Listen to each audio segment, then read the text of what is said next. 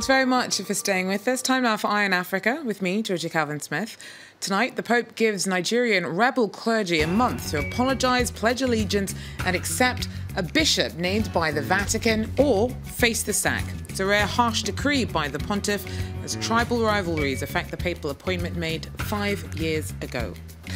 Also, another jailbreak in DR Congo, this time in the eastern town of Beni. Around a dozen people are killed, almost 1,000 inmates escape as heavily armed, so far unidentified attackers raid the institution.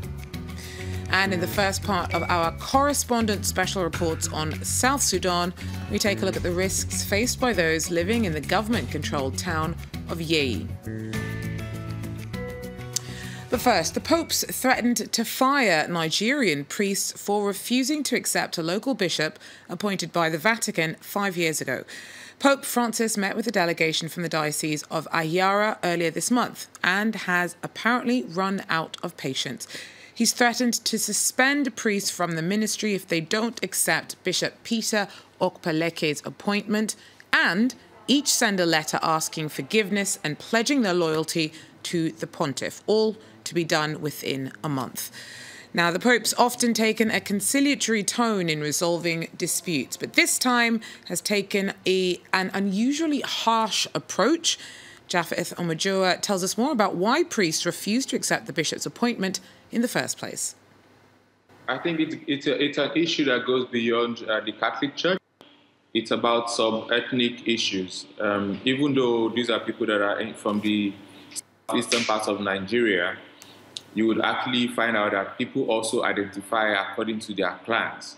So the people in Imo, in Mbaise, they feel that because Bishop Peter Okpeleke is not from Mbaise, he's from Anambra, that it shouldn't be their bishop. So it's a deep issue that goes beyond religion. It's much more ethnic. So why has the Pope taken so long to get involved? The bishop's been in place since 2012. The reason is because the Archbishop of Abuja, Cardinal Onayekan, was in 2013 appointed to administer this issue.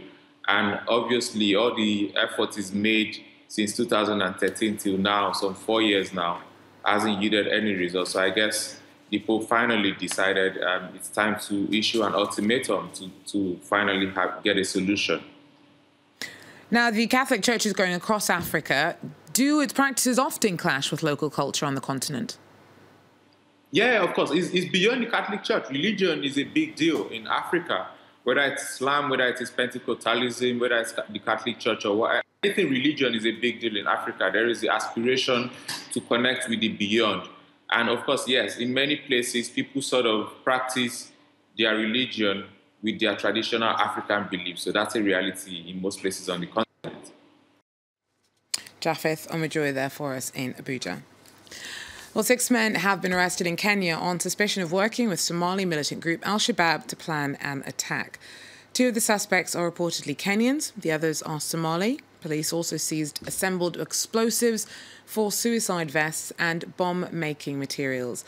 Kenya's faced several attacks by al-Shabaab ever since it sent its troops into Somalia in 2011 to help defeat the extremists there. Violence has been ramped up recently, with Kenya losing around 20 officers to various attacks, most using IEDs in the northern border regions. At least 11 people were killed and over 900 prisoners escaped a Congolese jail after unidentified assailants stormed the institution in the northeastern town of Beni. Many of the attackers in the raid were heavily armed, and at least 8 of the victims were prison guards. Nicolas Jamal tells us more. Not far from Beni's prison, UN peacekeepers and Congolese soldiers found several bodies. But the overwhelming majority of the jail's 966 inmates managed to escape after the building was attacked by unidentified men. This woman lives close by. I was outside when I heard the gunshots. I ran home. Other women hid in my house. I looked out the window and saw the attackers. Some were wearing civilian clothes. Others had military fatigues. Several hundred people have been killed in the region these last 3 years. Kinshasa accuses the ADF, who are Ugandan Islamist rebels. Some experts say soldiers from the Congolese army are also involved. The mayor of Beni believes the ADF carried out the attack that led to the jailbreak. We are going to impose a curfew now. If the escapees who left with the attackers, they try to come back to the town, then we can arrest them. Several prisons in Congo have been attacked in recent weeks. The most spectacular jailbreak occurred in Kinshasa, where 4,000 inmates fled. These events are taking place in a tense political context. President Joseph Kabila's mandate officially ended 6 months ago, but elections have been postponed and should in theory be organised before the end of the year. The German Chancellor's tried to drum up international support for African development as she hosted a meeting with African rulers ahead of next month's G20 summit. Leaders from Guinea, Egypt, Ivory Coast, Ghana, Mali, Tunisia and others met in Berlin on Monday to discuss their nation's prospects. Germany plans on investing up to 300 million euros in Africa. Angela Merkel said the collaboration is of international interest. We know that when there is too much despair in Africa, then, of course, there are young people seeking perspectives in other places in the world. So if we work with you, creating perspectives in your countries, we will also have even more security for us. And we can also put an end to the illegal practices of people who earn money with the traffic of human beings. Tanzania's president ordered a total overhaul of mining laws after a commission claimed that the country's lost around $84 billion in state revenue over the last 2 decades because mining companies underreport the amount of minerals they're exporting. The findings of the presidential probe comes days after another government report accused Canadian mining firm Acacia Mining of registering port containers as carrying just over 1 ton of gold when they in fact contained up to 15.5 tons of the precious metal. The controversy has already led to the sacking of the minerals minister and other top officials. Now, after 3 years of civil war, South Sudan's conflict has spread to the previously peaceful region of Equatoria, which borders on Uganda.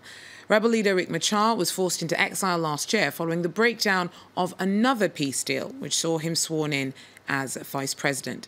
The opposition, called the SPLM-IO, has since split ranks. Allegiances and a way forward remain unclear.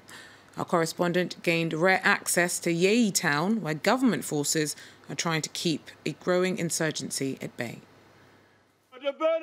Every morning, these men prepare to deploy to the many checkpoints surrounding Yei. The town has been under siege since fresh fighting broke out in July 2016.